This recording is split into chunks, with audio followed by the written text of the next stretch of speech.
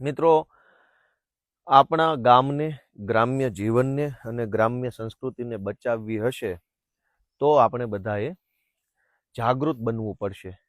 કોઈ નેતા આવશે, કોઈ પાર્ટી આવશે, કોઈ મહાપુરુષ પેદા થશે અને આપણને બધાને સુખી કરી દેશે, એ વાત જરાક અતિશયોક્તિ ભરેલી છે. કોઈ આવવાનું નથી. આપણે પોતે જ બધાએ તૈયાર થવાનું છે. હવે આપણે જ લડાઈ લડવી પડશે.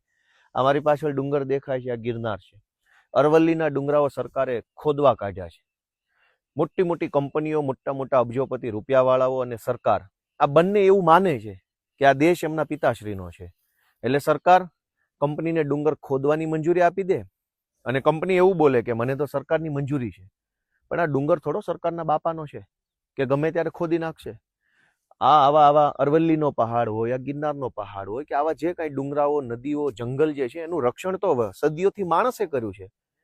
દેશમાં કે દુનિયામાં જ્યારે સરકાર નામનું તત્વ જ નહોતું તે દિવસે આ ડુંગરનું રક્ષણ કોણે કર્યું? આ ડુંગર કોણે બચાવ્યો? આ ડુંગરને કોણે સાચવી રાખ્યો? માણસે, સમાજે, લોકોએ.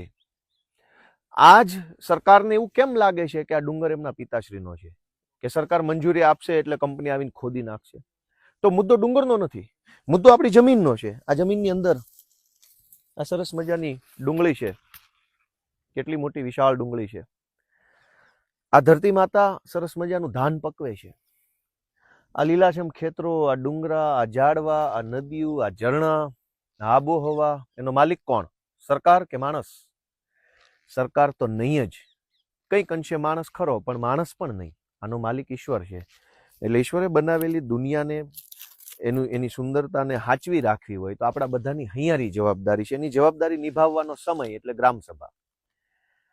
આવતીકાલે 24 તારીખે આખા ગુજરાતમાં ગ્રામસભાઓ છે. અનેક ગામના ગ્રામસભાઓની માહિતી પણ ગામના લોકોને આપવામાં નથી આવતી.